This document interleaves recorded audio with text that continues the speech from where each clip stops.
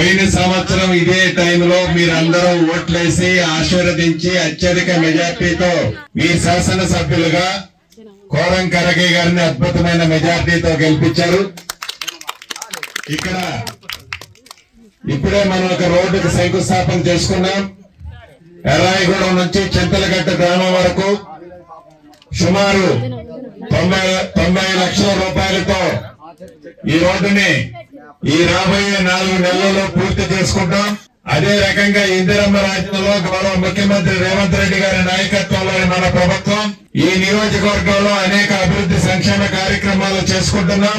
రాబోయే వారం 10 రోజుల లోపే గతంలో ఇందిరమ్మ రాజ్యం ఉన్నప్పుడు ఎలా అయితే ఇందిరమ్మ ఇల్లు ఇచ్చామో ఈ ఇందిరమ్మ రాజ్యంలో పేదవాళ్ళందరికీ అర్హులైన వాళ్ళందరికీ కూడా 5 లక్షల రూపాయలతో ముందు ఇళ్ల స్థలం ఉన్న వాళ్ళకి ఇందిరమ్మ ఇల్లు ఇవ్వబోతున్నాం.